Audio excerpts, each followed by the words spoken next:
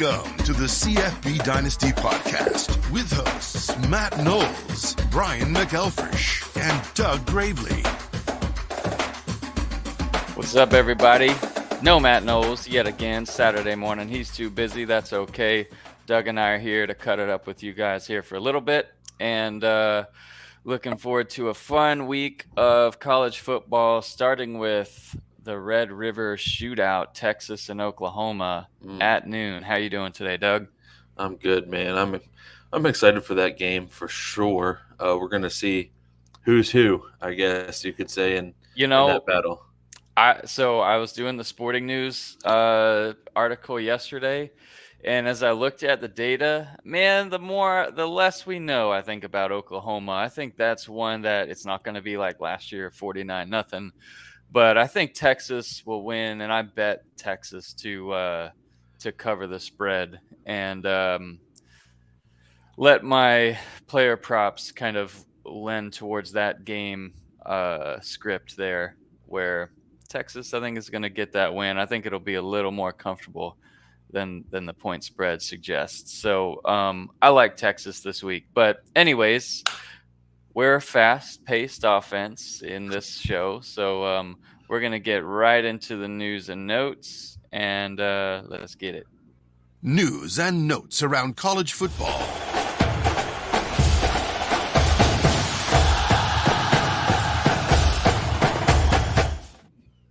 All right, y'all. So we got some news and notes for you. And to start it off, this running back room has been a little scary all year. A running back room that you didn't know what to do. But you got Josh McCray, running back from Illinois, who's expected to miss the rest of the season with a neck injury. Sucks. And I mentioned Josh McCray, but Reggie Love comes back last night after being out and re-injures the same leg that was hurt before. So I don't know what's going on there.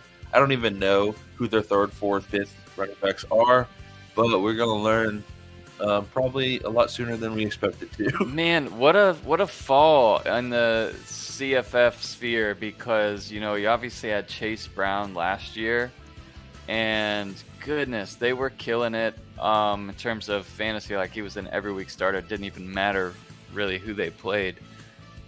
But now you thought one of those guys would take off, and coaches and staff said it was going to be running back by committee, and they've been true to their word. So while they haven't been great, and it's probably a stay away if you can, the guy who's next is a freshman that was, I think, a low-end 4-star, highly touted, and not small, 6'3", 250, Caden Fegan might be someone you want to pick up off the waiver wire. But I like Fegan, and he's going to get some run for sure. So we'll see him coming weeks, how he does. 6'3" running back. That's pretty big. You got Dejon Stribling, wide receiver for Oklahoma State, going to miss the rest of the season with an arm injury.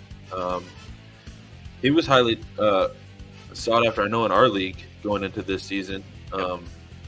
But he hasn't really put it together this year, and maybe he's been having a lingering arm injury, and we didn't know about it. So then you got Frank Harris, quarterback for UTSA, expected to play today.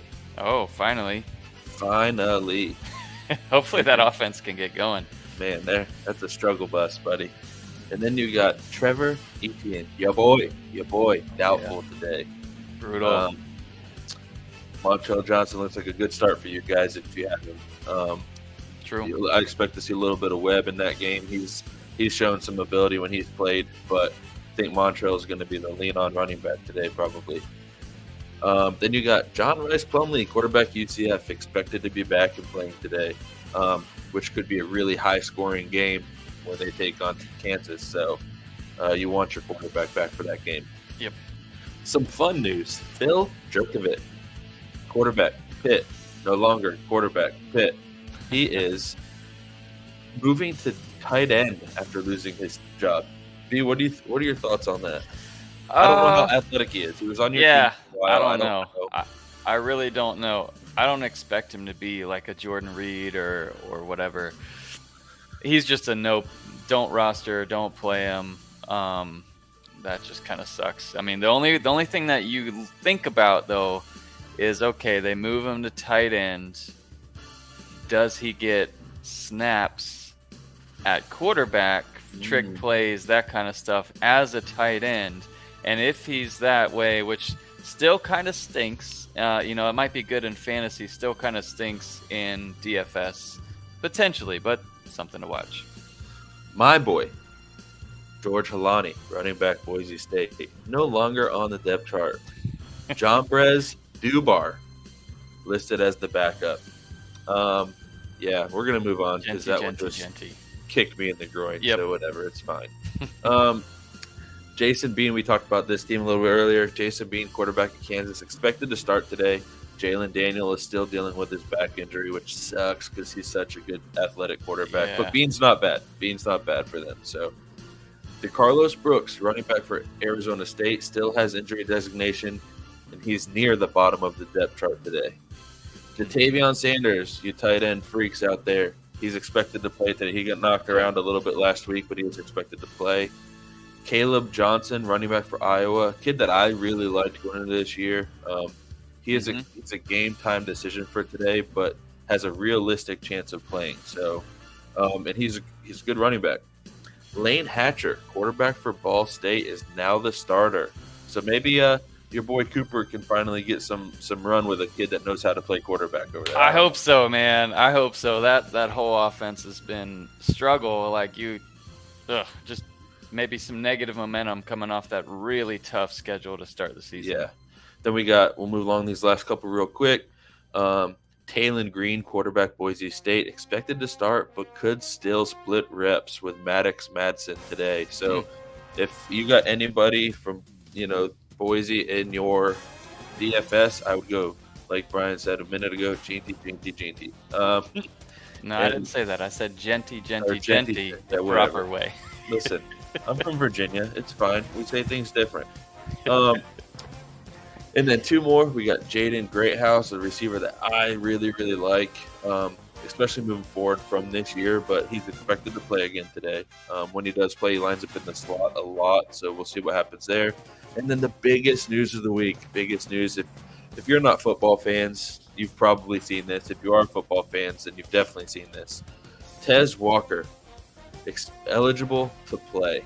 So weird. It's crazy how all of a sudden it's like, hey, we're going to change the rules. So with that being said, we're going to transition into the stardom cinema questions because we do have some questions about that. So one of the things that I don't know, or I didn't know until this week, and maybe I'm just dumb or didn't see it, don't click around in the Fantrax app enough, but if you click on any player and then you click rostered, you can see if he's owned in any of the leagues that you're in. I posted that out on Twitter just because it was a happy surprise for me. I found one league that he was available in, and I bid the rest of my free agent budget. Yeah, you're a freak. Because I put what I thought was a high bid, like $45 in for him. And I wasn't even close, bro. Wasn't even close. I'm lucky. I had 73 or something. I like to put random weird numbers in because it's like everyone else will put 70, and if I put 71, hey, maybe I'll get it. But so later on I changed it to just go all in. I just put my full remaining $98 of fab in there. And at this point for us in that league, I ended up having to pay $89. It is what it is in that league for us. We got to do something to try to win some games. Exactly. I ended up having to pay $89, but whatever.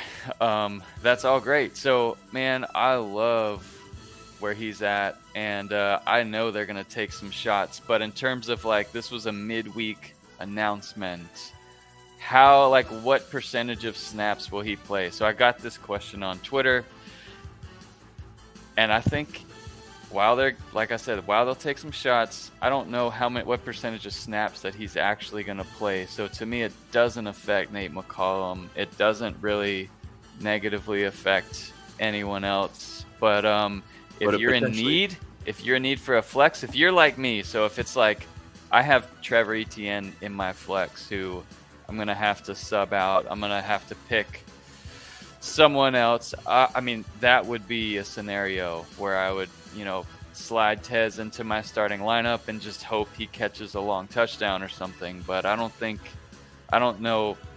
We won't know until next week. Going into next week. Oh yeah, he's an every week starter. He's been practicing with the team. He'll be ready to go. But till then, I'm gonna say let's not play him. However, this is a DFS show.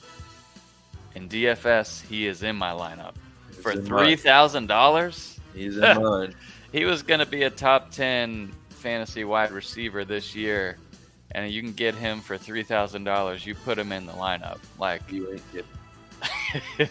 So we'll see how that one goes. And I really like him this week, obviously in DFS, and we'll get into all of that stuff. So why don't we go ahead and get right into the stardom situm questions. You guys are welcome, obviously, to throw them out here in the YouTube chat, but we've got a few here Doug's got from the Discord, so let's get it. Stardom or situm.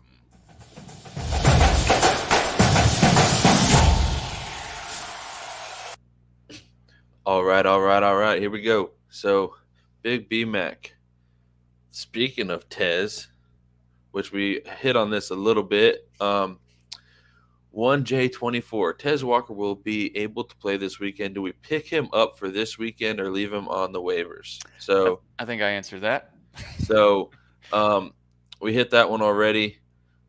We both agree to pick him up if he's available in your league. Do everything you can to pick him up, but just this week might be a tough start. Yeah, So. I gave up all my fab for him, so yes.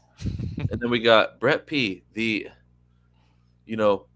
commenting freak, Brett P. He supports The us Brett with P. comments, likes, and shares on YouTube all the time. So that's so helpful. We appreciate you 1,000, Brett P. Yeah, what's the He says pick 3 of 4, 0.5 PPR league. Taj Brooks, Harrison Whaley, Jaden Ott, or Malik Sherrod. I'll go ahead and answer this question first. For me, I'm going Taj Brooks and Harrison Whaley. I really like what Brooks has been doing. And since Harrison Whaley has come back to the fold, he is the unquestioned RB1, especially with the transfer out of his backup this past weekend, or the announcement of that. So I'm going Taj Brooks and Harrison Whaley this week, probably for me. Yeah, we're in agreement there. Now the other two are good. Obviously, Ott is solid. Cal's projected to score 21 this week. So I think you're going to get a little bit more opportunity. Of course, we are going to give you the data unless we have a serious hunch. If you've got that feel, maybe you want to start Ott. It's one of those things if you're going to kick yourself for sitting him, but the data would lead you towards Brooks. He's been hot. He's had 15, 16, 23 fantasy points the last 3 weeks. So we love that consistency. Baylor hasn't been great against the run. In fact, 115th in the country. And Texas Tech is projected to score around 29. And with the transition to Morton at quarterback, they've been leaning more on the run, and I like Brooks a lot. And then Whaley, Fresno does have a pretty solid defense. Yeah, they're currently 17th in the country against the run. But Whaley is Wyoming's offense, like 20, 26, 27 fantasy points the last 3 weeks. And one of those performances was against Texas, by the way. Right. Was it Texas? Yeah, Texas. Yeah. First game he came back from injury, and I remember I sat him and I was kicking myself in the face. So. Yeah, so we agree there. What's next? Next, I'll go ahead and answer this one real quick. Any news on Taylor, running back from Minnesota? Looked this up this morning because I couldn't find it myself, but he is considered a game-time decision today, so keep a close eye on that. Some of these coaches aren't going to tell you until like 10 minutes before the game. So if you have another running back that you feel could produce, might be safe to just put him in so you don't find yourself in a stuck spot. Yep. Yeah, especially in DFS, man. Like, you can't afford to start someone in your lineup that doesn't play. So, like, if you've got ETN, if he's questionable or doubtful, same with Darius Taylor, and you're like, maybe if you're out for the day and not able to like be around hanging out looking on Twitter for the news or whatever, then I would start someone that you're more confident, obviously, that will play. Here's a good question for you, B, because this guy kicked you in the face last weekend. Brendan Lang asks, Ray Davis versus Georgia or Shipley versus Wake. I'm not saying Brandon Lang, you kicked Brian in the face. I'm talking about Ray Davis. But so he's got Ray Davis versus Georgia or Shipley versus Wake. Both, in my opinion, have tough matchups. So I'll let you take this one. Yeah, Georgia, hasn't looked great other than that second half against South Carolina. And you would expect Georgia, they've got the players, obviously. They've got the horses to come out and dominate the run. They saw what happened. That's the biggest advantage for Georgia is they saw Ray Davis go for 280 against Florida. So they are going to have their antennas up, so to speak, and they will be stopping the run. I think you also saw, which was so frustrating as a Florida fan, they did not look impressive throwing the ball. Devin Leary has not been accurate this year, and he's thrown 5 picks and could have thrown a couple against Florida. But if Florida could have made them one-dimensional, that would have probably been a really good game. Mm-hmm. Now, this game is at Georgia. Georgia has the most talented defense in the country. Maybe Alabama is in the mix there, but just in terms of raw talent. So you expect them to come out and try and make Kentucky one-dimensional and make them throw the ball. I think this one gets away from Kentucky. I think Georgia covers the spread. I would definitely lean more towards Shipley against Wake. Wake's not been bad against the run. They're 33rd against the rush, 33rd in the country. But Clemson's supposed to score 37. I like Shipley. That would be my start. It's like you said when we talked about Whaley a little bit. Shipley is the offense in Clemson. Really, I mean everything revolves around him. Whether Klubnik's coming along though. He's starting to become fantasy relevant a little bit now. I'm just saying in terms of, and this helps Klubnik, but they check the ball down to Shipley. They just get the ball in his hands. It's just what Clemson has done and what I expect them to continue to do. Yep, definitely. All right. El Cunado has 2 flex from this group. Trey Benson, Frank Gore, Terrell Vaughn, Marquez Cooper. Cooper's a tough one, but I like Cooper. He's playing against Eastern Michigan. Eastern Michigan is the bottom in terms of 130th against the run. So he's a sleeper pick. Now, Ball State's only projected to score 21. Yeah, you see shift at quarterback. Maybe that adds some life to that offense. I like Cooper. Ahead of him, though, we've got Trey Benson. Yep. FSU's supposed to score 38. Now, Benson isn't, the focal point of the offense, but Definitely he is such a good player. Such a good player and hard to sit him. They should beat down Virginia Tech. That score is projected around 38-14. So Benson should get plenty of opportunities there. I like Benson. Sorry, who else? So we got Terrell Vaughn. Oh man, what a game last week! So a lot of the world was talking about Utah State fans on Twitter. That's all I can say. Man, they were frustrated. Just wondering what happened. He's one of the most consistent wide receivers in the country in terms of CFF targets, getting 10, 12, 13, and then 0 in the first half last week, and with 1, I think, target. It's not like he wasn't playing. It was like one of those weird unlisted suspensions or whatever. You just don't know what's happening because there's no injury reports or whatever. So I guess you will playing him this week. It's just a weird week. The fourth. I make my picks. All right. Vaughn, Trey Benson, and Marquez No. I am having really bad connection issues, guys. So if I get kicked Okay, off of no here, worries. It's Frank Gore. So let's see where and I be sharing my screen. Got him projected to win 29-27. They're playing Dominion at home, and Gore obviously every week has the potential to go 200 plus like he did once or twice last year. Gore is a absolute. So in general, I lean towards running back because they get more consistent touches to not be scared off by the Terrell Vaughn performance last week. So I would probably go Gore and Benson sheepishly because Marquez Cooper against a terrible run defense could go off. However, the game script can go away from him in Ball State, just like it did last week when he got 2.5 points. So in the event where Marquez Cooper and if Eastern Michigan gets an early lead, that takes him out of the game script. And so because of that, I will go Gore and Benson.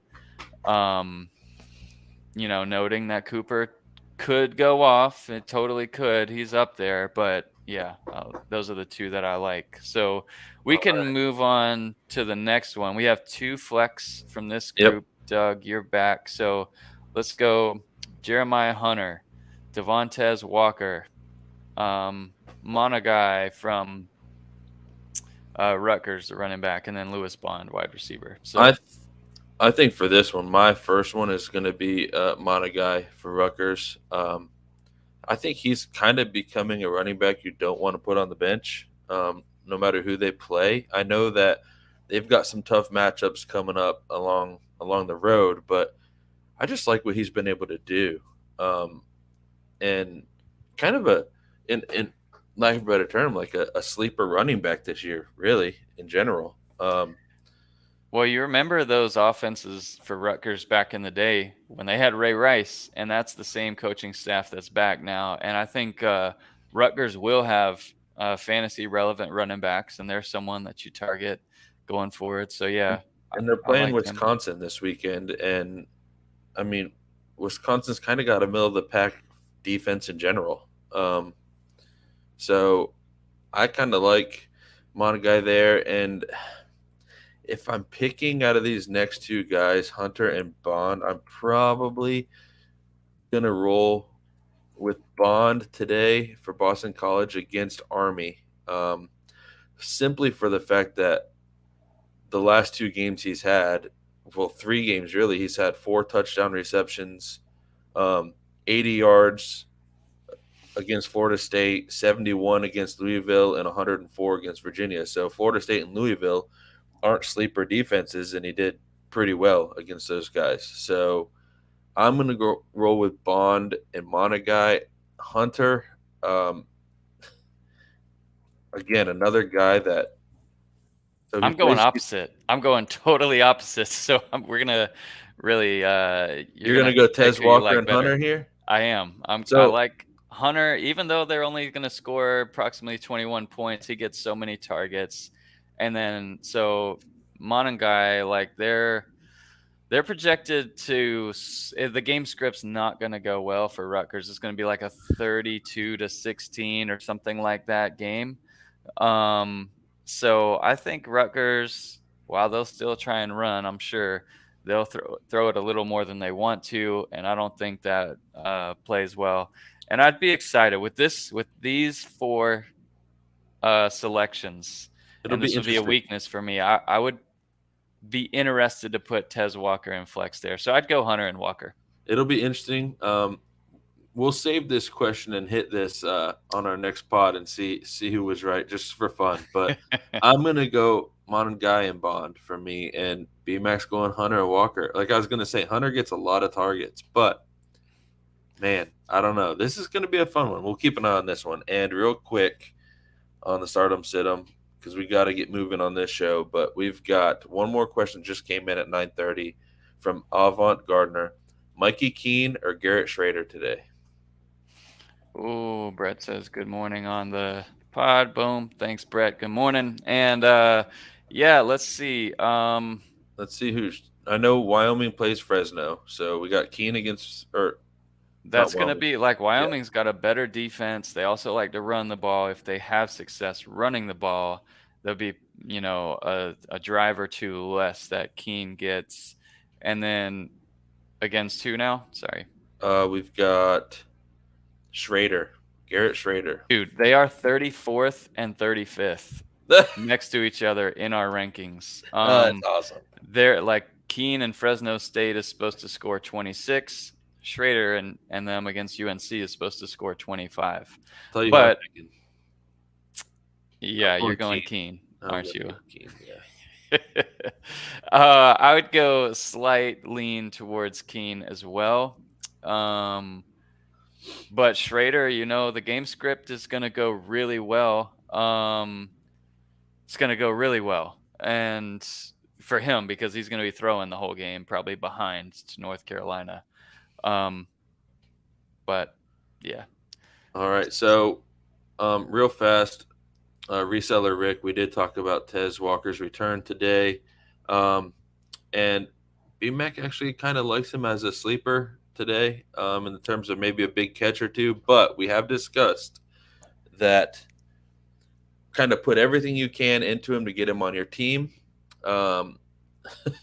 But this week could be tough because we don't know how much of the game plan is going to revolve around him at all. So Yep, exactly. We don't know how many percentage of snaps, but definitely want to play him in DFS. well, that does it for the news and notes, or the stardom sit-em. So yeah, and he did. So reseller Rick got in a Ooh. question real quick right before we get into. We'll go through the rest of this pretty quickly so that we can get this out. Malik Washington, the 5'8" senior receiver for Virginia. Who has been crushing it, though? He has been crushing it in all the Virginia losses that they've had.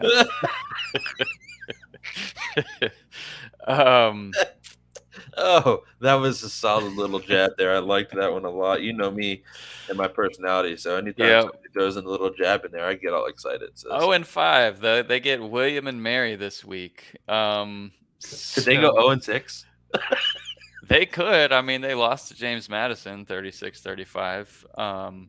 But, 5 catches, 119 yards, and a touchdown through the air there. I would lean towards Malik Washington and CFF. I don't know what his cost is in DFS. I'm sure he's not. I don't think he's available because they play William Mary. Right. So, obviously in DFS, I'm going with Tez, $3,000 value in DraftKings, and then Malik Washington. I'd lean him in CFF though. All right, here we go. Good question though. Good question. Yeah, that is a good one. That's certainly a great use case scenario. Let's get to our shootouts of the week. Shootouts of the week.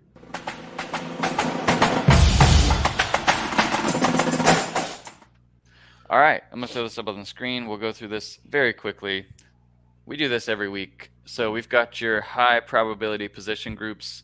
So if you're thinking of like, Harrison Whaley and Wyoming, they're not going to be on this list because they're only projected to score 21. They're going up against a pretty good run defense and all that stuff. But this is the data where if you're struggling at, man, do I start this guy or that guy? This is some good data to use. In the hopefully near future, we'll have a pretty fun start-sit tool. But anyways, we've got obviously at the top yet again, USC projected to score 47 points against Arizona, and they're going against the 98th pass defense. So just using them as an example, start anyone you've got as a wide receiver. We'll scroll down real quick to the shootouts of the week. So over-unders are the name of the game here. So combined score, and then when there's a close score, this is where like unlike USC, who could roll out to an early lead. Caleb Williams doesn't play the fourth quarter, whereas, that's a bad example because you'll play Caleb Williams if you've got him. But, you can think of other teams where it's like, oh, my guys might not even play the full game. This is not the scenario in any of these games. So you think about it, Jaden Daniels is going to be in it in the fourth quarter against Missouri, and more to come on that Missouri team who got to love some players there. And it looks like I have to fix the defense versus the rush in the pass there for Missouri. So Brian will fix that. So there's one that, sticks out to me in that list is, I made a pickup for this guy in our league, Byron Brown for South Florida quarterback. Absolutely. And I'm intrigued to see what happens there because I actually moved him above Cameron Ward in my starting lineup this week. So hopefully that move pays off. Against the Fighting Trent Dilfers? Yep. All right. Listen. I like it. No, it's great. His team doesn't start his energy, okay? Yeah, it's a shootout. For sure. All right, so we've got those. Now let's get to our DFS sleepers and move along quickly. DFS sleepers.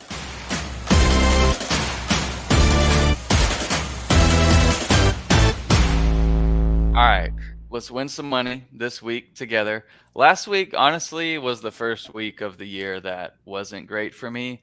The previous week, our sleepers did, every week so far, our sleepers have done pretty well, and I just picked the wrong ones or the wrong main guys in my lineup. So here we go. Klubnik, 8,000. I like him a lot this week.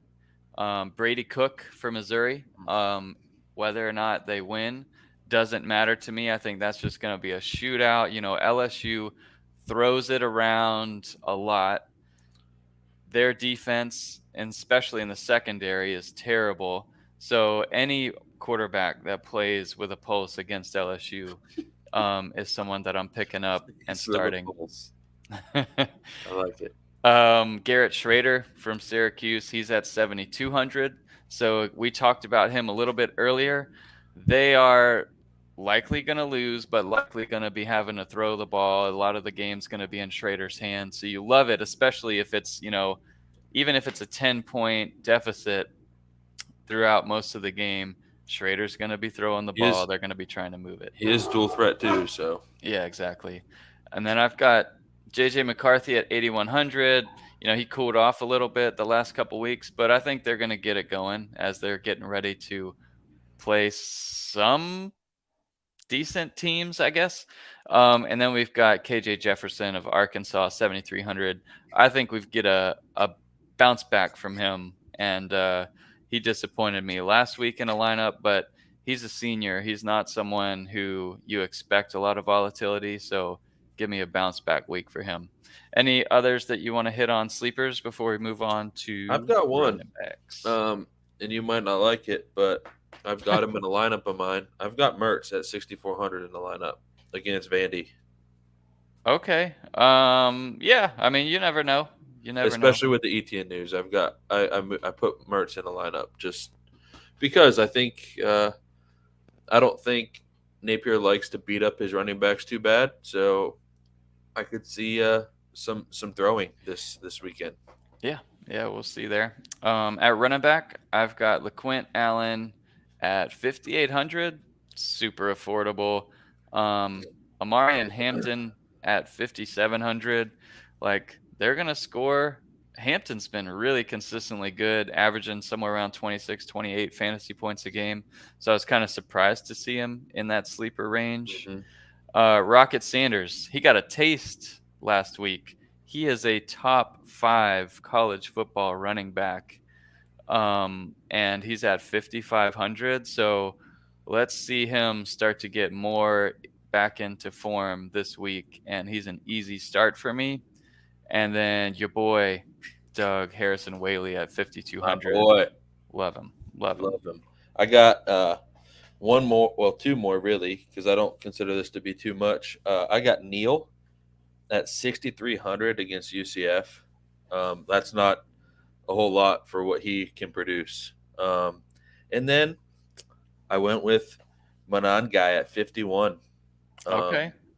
against Wisconsin. You are on him. I just don't like the game script for Rutgers this week. I know you don't, but I've got to try to do something to make some money so I can keep playing DFS. So, receivers. I've got Tez Walker, obviously 3,000 start of the week. I feel only like one. Let's move on. I'm just kidding. he is gonna get some shots for sure from Drake May in that offense. How much does he play? We don't know, but at 3,000, he's in my lineup.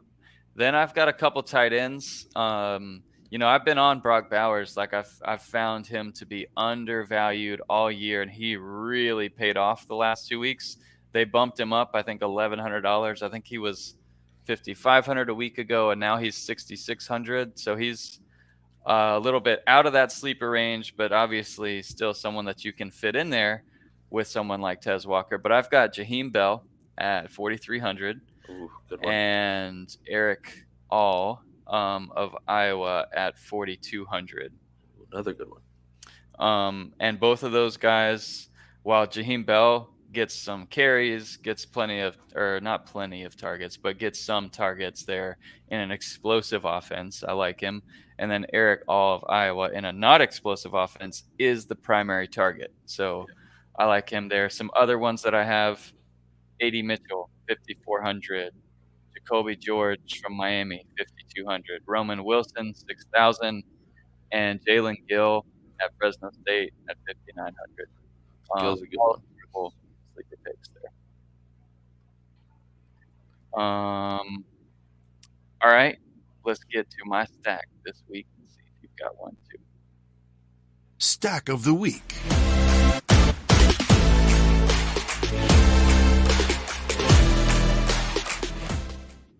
So, give me the team playing at home against one of the worst secondaries that we've seen this year. Brady Cook to Luther Burden, 7,400 to 6,900. Love those in the lineup. Doug featured those two in his DFS host battle this week, and I have a different stack. I do have Cook in my lineup like you. Actually, no, I don't have a stack in that game. But winner, chicken dinner. Yeah, so I love that pick. I will definitely do another one with another lineup that is with Cook to Burden, just because I like that stack so much. So that's gonna be insane. If you can do a lineup where you get Daniels to Neighbors or Thomas and Cook to Burden. Cook to Burden. I might do that just for the fun of it. A bunch of 3,000 guys after that. It's fine. Well, LSU have the energy to keep going with all of these shootouts all year long. We'll see. But I got another stack for you because I like it and because I want this to work so bad. This is kind of one of those DFS lineups I just took a chance on. Mm-hmm. I've got Mertz to Pearsall in a lineup because I just want that connection to work so bad. And I think this can be the week that it can. So yeah. I've got that as a stack in a lineup. I'm not saying for people to do it. I'm just doing it as a fan because I want it to work. I just want it to work. That is how you make money. That's how I lose money. But if there's a week to chance this, if there's a week to chance this, this is the week I want to chance this stack. So well, they do take a couple shots to him, and we'll see. We'll see. You know, he put one right in the breadbasket last week, and it was just couldn't hold on to it. Good play by the Kentucky defender at the end. But anyways, let's get right into our other favorite lineups this week. Here we go. DFS host battle.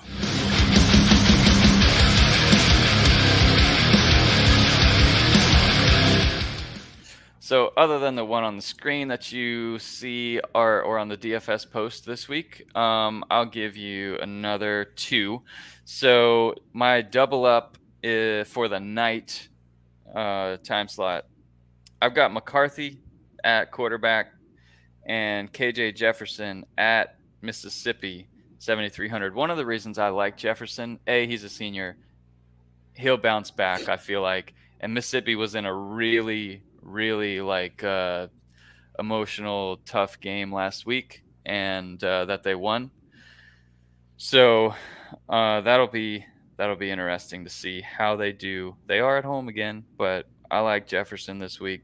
And then I've also got in my running backs, Rocket Sanders at 5,500, Whaley 5,200, Jacoby George, Jalen Gill, Roman Wilson at receiver, and then in my flex, I can't believe Quinshaw Judkins is only 6,400 this week. I feel like he's way undervalued. He was like above the sleeper range, but still a great play. I like him there. And then my afternoon lineup here, I've got Klubnik in at quarterback at 8,000. And then Jordan Travis as my super flex at 8,700. Along with LaQuint Allen, Marion Hampton at running back. And then at receiver, I do have Ricky Pearsall in there along with Keon Coleman, which is pretty expensive, but that's because I've got Tez Walker at 3,000. So love that lineup. I'll probably throw that in a few more places there. But do you have any others for this week? There's really only two players. I mean, I've got some lineups, but there's two players I like that are both kind of cheap for the night lineup. I like Gilliam, Fresno against Wyoming, 6,100, and then I like George, receiver for Miami against Georgia Tech at 5,200, averaging 18.3 points in DFS. So those are the two that, for lack of a better term, really tickled my fancy for the night games. So that's been your phrase lately. But it has been my phrase. That's how you get a nickname. I don't even know what my nickname is, but except for, Doug Dynasty. That's a there good you one. go. That's the one you one. gave me the other day after watching that movie. But it's a good one. Yeah, so tickle my fancy. Whatever. It's fine. I'll roll with it for a little while until I find another one. But hey, it's fine. Yeah. I switch it up. Switch it up, guys. Just gotta switch it up. All right. So I think that's it. Good luck to you guys this week, and we'll have some fun watching some football, and we'll talk to you guys soon. Appreciate the time. See y'all. Thank you for listening to the CFB Dynasty podcast. Help us out by subscribing on YouTube and reviewing us on your podcast network.